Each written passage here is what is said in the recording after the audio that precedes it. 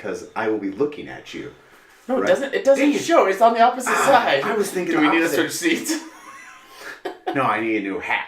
I need to just get another one with him facing the other other direction. The point is, when something goes wrong, buy a new hat.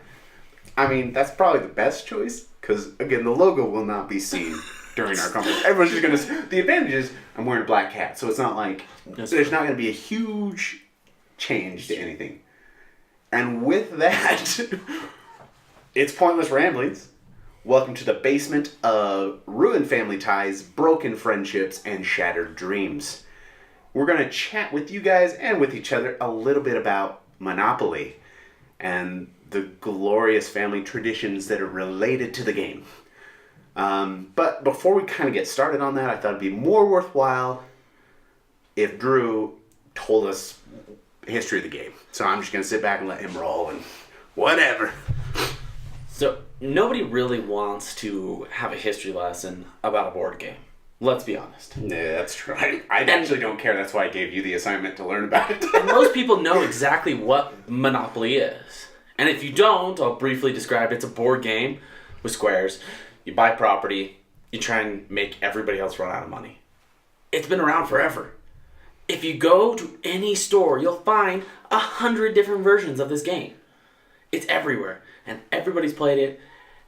But I don't think anybody's ever actually read the rules to the game. Well, why would you read the rules? There's no reason to read them. I mean, I was taught, probably by one of my brothers, maybe a parent, of how to play it.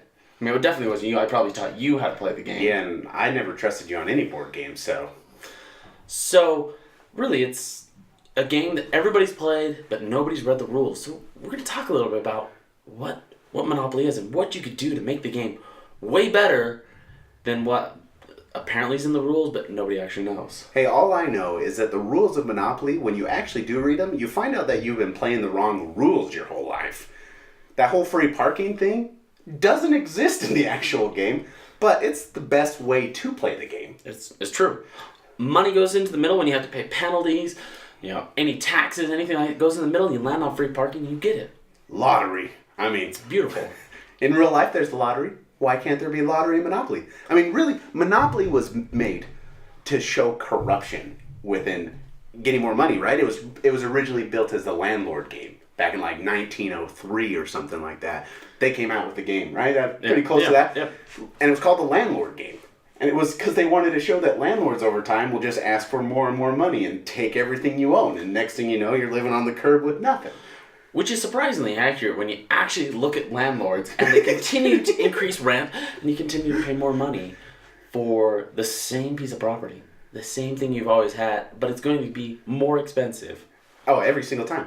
If you want extra closet space, get ready to pay an extra $1,000. That's just how it goes. It's true. That's how it goes. So, in all of our thoughts, we wanted to discuss a little bit or chat a little bit about some of our house rules. And I think I'm going to bring up Drew's house rule because it was probably the most influential. Rule number 1 of Monopoly, always be the banker. Now, please explain to me why I should always be the banker, because you're the one who was always the banker growing up. When you're teaching your younger brothers or younger siblings, if you don't have younger brothers, how to play Monopoly, you always want to be the banker. 1, because they can't do math. And because they can't do math, they have no idea that you're slowly increasing the amount of money that you have, even though you're not getting any more money from them. You're just slowly, hey, when you make your trade out, you owe $180 to buy a property. It may have actually cost you $160. And you just keep the extra money. And they have no idea. It's really easy. You win every time because you never run out of money. But then eventually you have to be like, you know what? The game of Monopoly sucks, which I think is what most people come to, is that the game of Monopoly really sucks. So, in our, messed up minds that we have, we thought, how could we improve this game? It's basically made to show us that capitalism has issues. So we thought, why not make a game that shows that communism has issues? So we created Communist Monopoly. Now we're going to put a disclaimer right now. This is communism based on what my elementary school mind understood of communism during the sheltering drills in elementary school, right? When they're like, there's a bomb, it's the Cold War, So this is not factual in any way as far as communism. It could be. We don't know. Elementary school, no education. You know, we're sticking with that. Yeah. So how do we pull it off? How do our viewers make this game happen? So to make sure you can recreate this and play it and enjoy it as much as we have, laid out a very simple way. First, you take all of the money from the bank. This eliminates the need for that banker, and you distribute it equally amongst all of the players. And you take the stack of property cards, you just put those off to the side. They, at that point, only become reference. So you have the money divided, you have the property set aside, and you put all your pieces ready to go to start the game. Everything else, you put the cards and everything else for the community chest and those different things where they go, because you'll still be using those. All right. Basic setup. Pretty similar, other than, you can't buy property. Any extra bills that you have when divvying up, those just go in the middle, straight off the bat. Straight off the bat, money in the middle, starting off strong. Now, we got setup. So as the gameplay goes, right, we decided that we need to figure out how to make this game work, right? So as you get rolling around the board, you have a person who's usually lagging behind everyone else. That's just how it goes. And with that person that's lagging behind, they now become the householder. So you set a house in front of them just as a reminder. And then whenever they pass someone, you give them the house. And what happens is, as you go around the board, once that person passes go, the properties double. And then once that person passes go again, you add the first house and the house and the house. And you keep doing that every time they go around the board. And you're thinking, okay, that's fine, but where do I get money? Because you don't have properties, you don't own anything. So that means you have to get your money from the state. So every time you pay, that money goes into the middle of the board. Once it's in the middle of the board, it's free game. So when you pass go, you can collect $200 from the middle. If there's $200 in the middle. If there's no bread, you don't get any bread. That's how it goes. And so it's ideal when you're playing this game not to be the first person and not to be the last.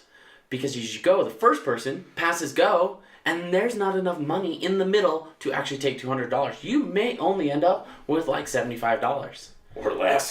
First time around.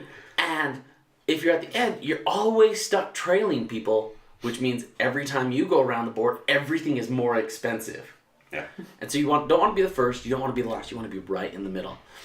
But there is one other way that you can actually get money besides just passing go, or drawing a card, because you can draw cards and take money out of the middle. Again, if there is money. That's my favorite part of this game. If there is money, you can have some. If not, that sucks. Yeah. The worst possible situation, and probably the one that frustrates more people than any as we've played this game, is when you're coming around that final stretch, you're getting close to go. But there's that person that lags all the way clear back in the back behind. He's on the opposite side of the board as you. They roll, and they land on free parking. And what happens when they land on free parking? They get everything. All of the money from the middle becomes theirs. And now, you're getting ready to pass go with no chance of getting money. Nothing. And they've got everything. And you're just out of luck. It is awesome. Now, you're thinking, okay, so I have all this money, properties keep going up. Now what do I do? Because, you just go around the board. Well, eventually you just lose. That's how it goes. Sure. And really, about 95% of the time, everyone loses. That's just how the game goes. You don't have to worry about people getting upset. Monopoly doesn't take 7 hours to play. It's a relatively quick game, and then it becomes a game more like Sorry or Trouble. Yeah. But you can have more than 4 players, because those are some of the issues with that game is you only get 4 people in those games. For some reason, they don't have an expansion for Trouble where you put another deck on top, and then you have to go upstairs. That would have... I don't know what you guys are thinking at the game company, but why is that not a thing? Trouble, 18 players, decks of levels that you have to climb. It's true. It'd be just a mountain you have to climb. All the way up to the top. Yeah. And then the people, the people at the top have to climb down. Okay. I see where you're going. Yeah. So this game, because most versions of Monopoly have 1 to 7 players. I don't know why you'd ever play by yourself. I guess it's probably 2 to 7 or 2 to 8, somewhere in there. If you can find more pieces to other games, you could probably use those and keep playing with more people. It just means you get less money, and more people go out quicker. There are no limitations to how many people can play until you run out of money. Yeah, and realistically, as long as you can divide the money up equally, it doesn't really matter. And if you have extra bills, into the It middle. goes in the middle. So there's a lot of potential to play a lot of people in this. So this now becomes a party. It's a party game. It's a party game. I don't know why Monopoly hasn't ever been considered for a party game. It's more the game you're like, we've done everything else. You want to play Monopoly? That's usually what it is. But at our household, it's actually pretty high up on the list for this exact reason. It's quick, and there is one way to actually win this game. Yeah. One possible way. When everybody's out of the game because they've run out of money, you land on free parking, and you win all of the money. Once you have all of the money, similar to normal Monopoly, you win. Yep. The problem is the only way you can do that is land on free parking. And we've only seen it once. It's true. And it was our little brother who somehow, I think it was like his first time playing the game with us, landed on free parking.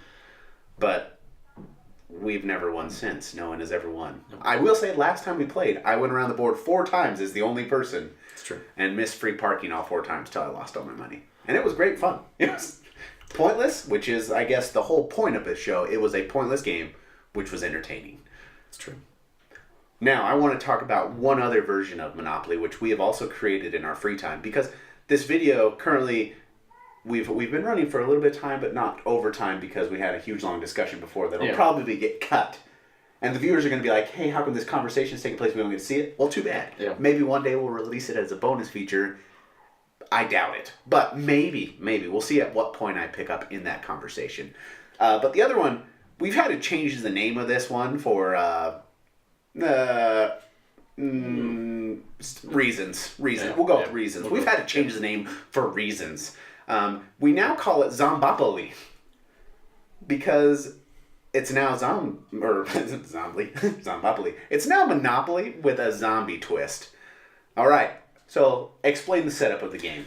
So the setup for this game, even simpler than Communist Monopoly. And that's what I like about it. Even more simple. No money, no properties, just put it all in the box. Yeah, the only thing you need is the pieces to the game. And realistically, any piece you find. You don't even need to use the pieces for the game. Everybody just needs something that they can move around. Well, we keep the cards in the game because you might get a jump. Oh yes, you do keep the cards. That is correct. You do keep the cards that go in the middle. The community chest. Yeah, community chest. I don't remember the other one. Well, we only play play Star Wars Monopoly, so they're different. That's Republic and Empire cards. So I never remember the names. Community chest and chance. I'm glad you did because you also had to do all the research. I'm here to crack jokes. Okay. So that's the basic setup. So you only have those cards. All the money, property, just put it all away. You don't need it. Don't worry about it. It's useless in this game. Odds are you're not going to make it very far in this game anyway. Normally. I mean, really, when we've played, we've only had one game that's lasted more than everybody roll once. Pretty much. I think one game we made it, 3 times around the board. And that was it. At 3, it was over because of issues. But not with the game, just with unlucky rolling. Yeah. So... Set up. We know this game's really short. Very short. How do you play it? Sure. So, put all your people at go, and then roll, and you move. Pretty simple so far. That's how we like to keep it, as simple as possible. Yeah, we're simple people. But then you got to decide on a zombie piece. Now, because we always play Star Wars Monopoly, it is always Darth Vader as the zombie piece, which I think it would make more sense if we use the Emperor, because he looks like a zombie. Probably. Probably true. That would make more sense. I believe we've been playing this game wrong now that we're talking about this. The zombies. Yeah. I guess Darth Vader's kind of a zombie too if you take off the robotic suit. It's true. Well. But Darth Vader also in the game has a lightsaber. Yeah. So it kind of makes sense.